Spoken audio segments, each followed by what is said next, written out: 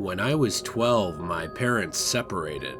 Things had always been nasty between them, so I was glad that my mom had kicked my dad out. A few days later, though, my dad showed up at my middle school to pick my sister and me up. This was before schools were crazy strict about who the kids actually left with. He said that he had talked to our mom and she had told him it was okay to pick us up and spend the evening with us. So we get into his pickup and I immediately notice that his shotgun is hanging on the rack of the back window. I used to go hunting with him, so I knew it was off season and that it was weird for that to be there. He calls our mom a little ways into the drive and says, "I've got the girls. I'll bring them home when I can come too. If not, tough shit." And he hung up. She called and eventually he turned his phone off. My mom said she called the police, but because they were still legally married with no custody arrangement, there was actually nothing they could do.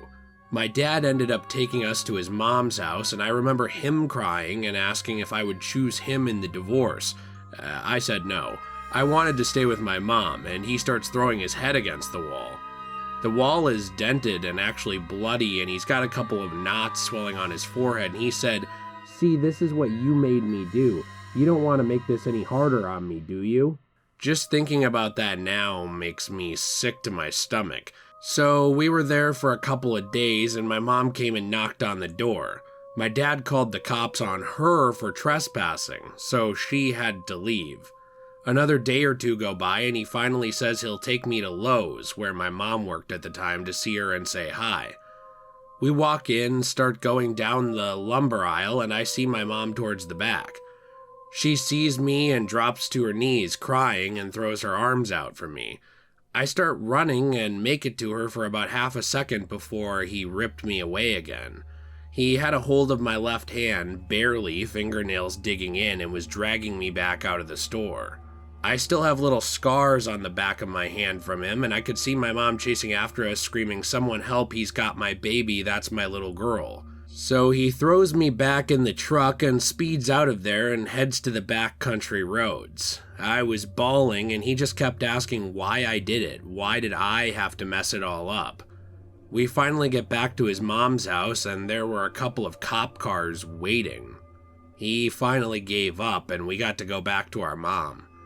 He never actually got in any kind of trouble for the whole thing besides a nationwide ban from Lowe's. Just to continue the story a little bit further, my mom had filed for divorce during this time, and divorce takes 60 days from filing to be official. 2 days before it was final and over, my dad called my mom while she was at work saying, "Please call this off, we can fix it and get through it," crying the whole time, saying, "I love you, please." She kept saying, "No, it's over," so he finally stops crying and says, "So this is how you want things?" When she said yes, he said, "Okay then, bitch." About an hour and a half later, my mom gets another phone call at work, and this time it's the fire department. Our house, we lived in the country, was on fire, and no one had seen it until the Schwann man drove by and called it in. By that time, it was a total loss. The fire marshal ruled it as arson, even saying it was a lover's fire or something because the fire had been started underneath the bed. I lost everything I ever had, minus a stuffed animal and the clothes on my back, and somehow he never got caught for that either. A few years ago, when he was fucked up on pills, he admitted to my half-brother that he was behind it. Anniversary of the fire was actually yesterday, 14 years ago. So my uncle, not really related, but a longtime friend of my dad, was kidnapped in Mexico City. We call this type of kidnapping an express kidnapping because they will just drive around town looking for some random person to kidnap for either ransom or organ extraction. Well, he got kidnapped on a Tuesday, I believe, and they held him in a room for about 3 days or so. Unlucky for him, he was kidnapped to take his organs. And I mean all of them. Well, they had a doctor there that would do a full checkup on him to make sure he was healthy, and lucky for him, the doctor told them that he had cancer everywhere. He was unusable. He told them he was going to die probably in a couple months anyways, so there was no reason to kill him. They took him out into the city, into the highway in between Mexico City and Mexico State, and they literally threw him in a ditch and left him there. They told him if they ever saw him again, they were going to kill him. Well, he managed to find a ride home and returned home to his family, but here's the crazy part. He heard the doctor talk about his cancer and whatnot, so he went to the hospital once he was back, and enough time had passed that he felt safe going outside. Well, at the hospital, he got a full checkup, and to his surprise, he was completely healthy. No sign of cancer or really anything. To this day, we don't know if that doctor felt pity for him or if there was some mistake on the test, but he got really lucky and somehow survived imminent death. We haven't seen him in a while though, because after all this, he decided to move cities and stay off the radar in fear of the kidnappers finding out about him. He comes to town once every 5 years or so, but even then he only actually stays for a couple of days. I was kidnapped by Mexican cartels. I was born in the US. When I was 2, my mom sent me to live with her parents. She was still too young to raise a kid on her own and needed to save money to have a better future. My grandparents lived in a desert region north of central Mexico in a small village about 2 hours away from a very large city called San Luis Potosi. I was 4 years old back in 1987, and by this time I thought my grandparents were my actual parents. By then I didn't remember my actual mom since I had not seen her since I was 2. One day in 1987, my grandparents decided to go into the city of San Luis to run some errands and do some shopping. Now this is something they would do frequently, and they would always take me with them. San Luis Potosi is a typical large city in Mexico with a subtle crime rate, especially back in the 1980s. We would go to a location called El Centro, a very large historic paved plaza with shops, cafes, basilicas, and conquistador buildings older than 300 years. This was a very busy area and actually rumored to be dangerous for the naive tourist. Now this is what I remember. We were walking to a shoe shop where shoes are handmade, and as we were in the store, I was eyeing a candy store just across from the shoe shop. My grandparents were distracted, and I decided to run to the enticing candy store to look at a colorful arraignment of chocolates and gummies. My grandparents did not notice me walking out of the store to head to the candy shop across the street. As I walked over there, I was in for a minute and quickly lost my enthusiasm. I started feeling lost, so I began making my way back to the shoe shop to meet with my grandparents. As I exited the store, I felt someone grab me very, very fast. It was an aggressive snatch, and my mouth was being covered by a dirty hand that felt like some kind of construction worker. I couldn't yell, I started crying, but this person was strong, too strong, and they forced my mouth shut. When I looked behind me immediately, I was being grabbed by 2 large men, and it all happened so fast. I was too small to fight any of them, and they carried me to a van parked close by and tossed me in the back while one drove and one sat with me in the back seat to restrain me. They told me to shut the F up or they would kill me, and one pulled a knife and even showed it to me. I was too scared to scream. I don't remember too much on this ride wherever they were taking me other than it was very, very quiet. They didn't speak to me unless it was to give me orders or tell me to shut up, and I didn't hear them speak at all to each other.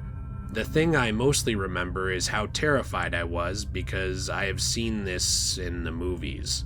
I was driven to a house which appeared to have 2 bedrooms, and when I arrived to the destination, there was a woman there who appeared to be an accomplice.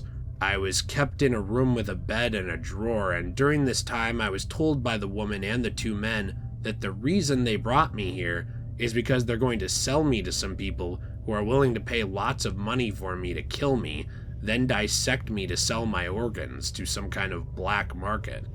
Apparently they were part of some kind of underground network, and the woman and kidnappers were very mean and short-tempered. Sometimes they went as far as beating me. That happened 2 times when I couldn't stop crying.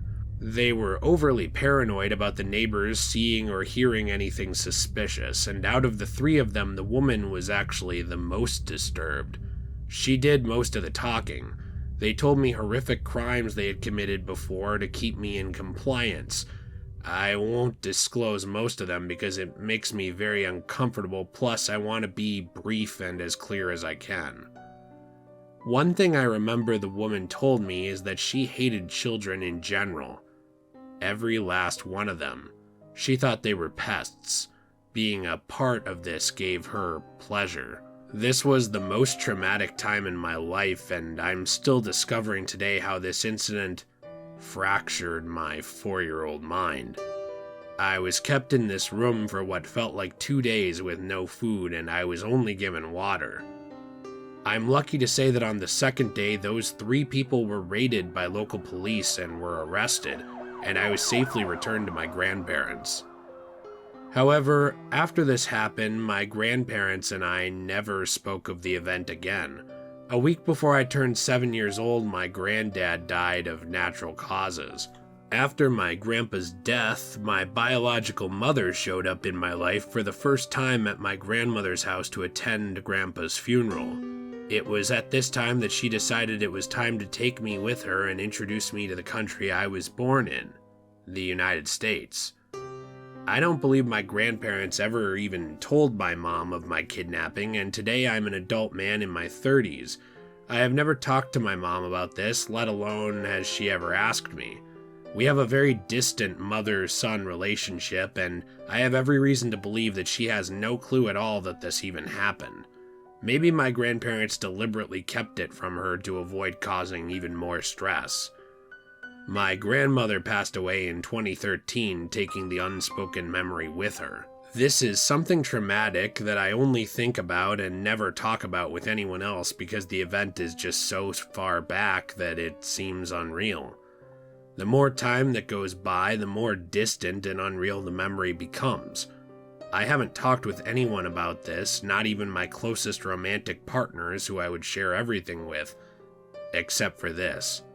If I wanted to tell my current partner, I don't even know how I would talk about it. I'm just afraid he wouldn't even believe me. Thank you for joining us in today's video. I do want to share with you that we have an email address if you want to share your stories with us to be read on the channel. That email address is thetruekingofcreepy@gmail.com. Again, that's thetruekingofcreepy@gmail.com as shown on the screen. We appreciate you very much and all of your support. This channel means the world to us and so do you, and we look forward to also incorporating your stories from the community into future videos. Hope you all have a fantastic day, and as always everyone, stay creepy.